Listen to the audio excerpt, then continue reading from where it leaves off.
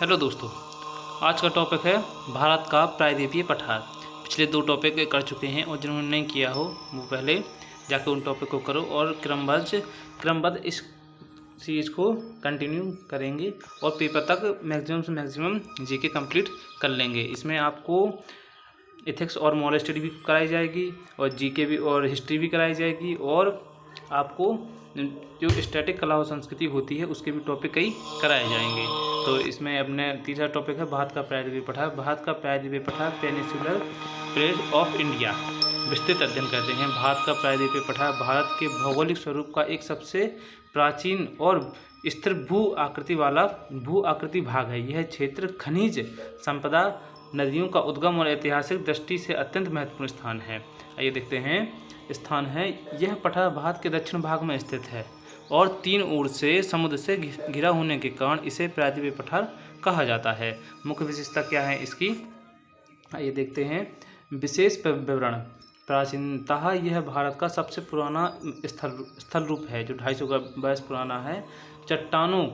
चट्टानें कठोर आग्नेय और रूपांतरित चट्टानों से बना है। ऊंचाई लगभग इसमें है समुद्र तल से 600 से 900 मीटर ऊंचाई है। शक्ति स्रोत खनिज जैसे लोहा, कोयला, बॉक्साइट, अभ्रक आदि इसमें पाए जाते हैं। प्रायद्वीपीय पठार के मुख्य भाग कौन से हैं? मालवा का पठार पहले नंबर पे आता है। मालवा का पठार यह उत्तर पश्चिम भारत में मध्य प्रदेश हिस्सा का भाग है। मालवा पठार जो उत्तर पश्चिम का मध्य प्रदेश भाग है, जो मध्य प्रदेश यूपी जैसे स्टेट में ये जो है नर्मदा और चंबल नदियाँ इसे काटती हैं। जो मध्य प्रदेश की जीवन रेखा नर्मदा नदी है और चंबल नदी है जो मध्य प्रदेश राजस्थान से होकर गुजरती है, ये नदी इस पठार को काटती है। काली मिट्टी और उपजाऊ यहाँ पर मिट्टी पाई जाती हैं।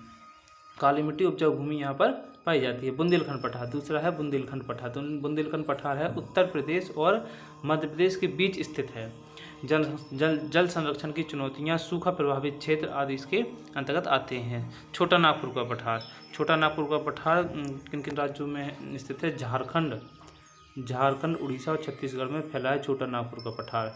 भारत का यह रूह कहा जाता है। खनिज संपदा से भरपूर है। यहाँ कोयला, लोहा, यूरेनियम जैसे खनिज पाए जाते हैं। अब इसके बाद आता है दक्कन का पठार। दक्कन का पठार क्या है? सबसे बड़ा भाग महाराष्ट्र, कर्नाटक, तेलंगाना और आंध्र प्रदेश, तमिलनाडु तक फैला हुआ है। ज्वालामुखी उद्गार से बना बेसाल्ट की चट्टानें। काली मिट्टी कपास की खेती के लिए उपयुक्त है। मतलब जो काली मिट्टी है दक्कन के पठार में विशेष रूप से पाई जाती है। बस्तर पठार और बेल्लारी पठार छत्तीसगढ़ और कर्नाटक के क्षेत्र में स्थित है। लोहे और बॉक्साइट जैसे खनिजों के लिए प्रसिद्ध है। प्रमुख नदियाँ यहाँ पर कौन कौन सी हैं? प्रमुख नदियाँ हैं इसमें गोदावरी, कृष्णा, कावेरी, तुंगभद्रा, महानदी पूर्व की ओर बहती हैं। नर्मदा और ताप्ती पश्चिम की ओर बहती है। ये बहुत मोस्ट क्वेश्चन है कि पश्चिम की ओर बहने वाली नदियाँ कौन कौन सी हैं? नर्मदा और ताप्ती किस और कहाँ जाकर मिलती हैं? अरब सागर में जाकर मिलती हैं। ये बहुत मोस्ट क्वेश्चन है, अधिकतर पूछा जाता है। मिट्टी और कृषि। काली मिट्टी कपास के लिए, काली मिट्टी कपास के लिए, लाल मिट्टी कम उपजाऊ है लेकिन टैंक सिंचाई के लिए उपयोगी है। वर्षा कम होने के कारण सिंचाई पर निर्भरता अधिक होती है। खनिज संपदा कौन कौन से खनिज पाए जाते हैं यहाँ पर अधिकतर?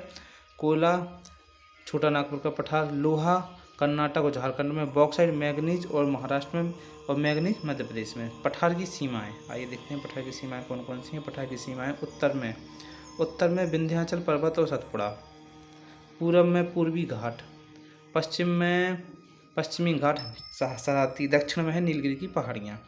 भौगोलिक महत्व। खनिज संपदा का केंद्र है, मतलब भौगोलिक महत्व से आशा है कि यहाँ पर कौन कौन भौगोलिक चीज़ उपलब्ध है। खनिज संपदा का केंद्र है ये। दक्षिण भारत का जल विभाजित क्षेत्र भी कहा जाता है। सांस्कृतिक और ऐतिहासिक धरोहरों का क्षेत्र है ये। जैव विविधता से भरपूर है। भारत का प्रायद्वीपीय पठार के 20 महत्वपूर्ण क्वेश्चन देखते हैं। आइए देखते हैं एक एक करके। भारत का सबसे प्राचीन स्थल रूप कौन सा है? प्रायद्वीपीय पठार। ये कई बार क्वेश्चन पूछा गया है। भारत का सबसे प्राचीन स्थल रूप कौन सा है? प्रायद्वीपीय पठार। नेक्स्ट क्वेश्चन है, भारत का प्रायद्वीपीय पठार किन चट्टानों से बना है? भारत का प्रायद्वीपीय पठार आग्नेय और रूपांतरित चट्टानों से बना है। नर्मदा और ताप्ती किस दिशा में बहती हैं? पश्चिम की ओर बहती हैं।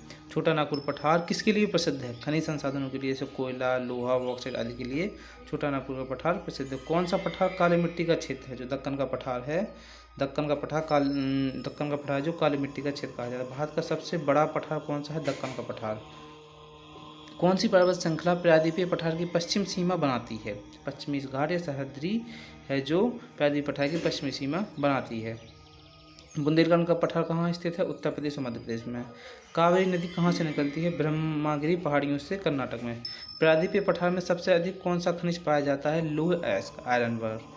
कौन सी नदी प्रायद्वीपीय पठार की सबसे लंबी नदी है? गोदावरी नदी। ध्यानगिरी और नीलगिरी पहाड़ियाँ कहाँ हैं? दक्षिण भारत में। मालवा पठार किस नदी के बीच स्थित है? चंबल और नर्मदा के बीच। कौन सी नदी दक्षिण की गंगा है? गोदावरी नदी। छोटा नागपुर पठार में कौन सी पर्वत श्रृंखला पाई जाती है? रांची पठार में। कौन सा पठार सीमेंट उद्योग के लिए प्रसिद्ध है? बस्तर पठार, छत्तीसगढ़ के लिए। कौन सी नदियाँ प्रायद्वीपीय पठार से बहती हैं और बंगाल की खाड़ी में गिरती है? गोदावरी, कृष्णा, कावेरी, महानदी। प्रायद्वीपीय पठार की प्रमुख विशेषता क्या है? इसका सतह असमान है। दक्कन ट्रैप किससे बना है? ठंडी पड़ी लावा चट्टानों से। दक्कन पठार की सबसे पुरानी चट्टान कौन सी है? ग्रेनाइट और नाइस। और ये इसके 20 इंपॉर्टेंट क्वेश्चन हो गए हैं। और इसी प्रकार के टॉपिक आपको लगातार करा दिए जाएंगे, जिसमें ज्योग्राफी, जिसमें एग्जाम तक आपको कोई भी जीएस की दिक्कत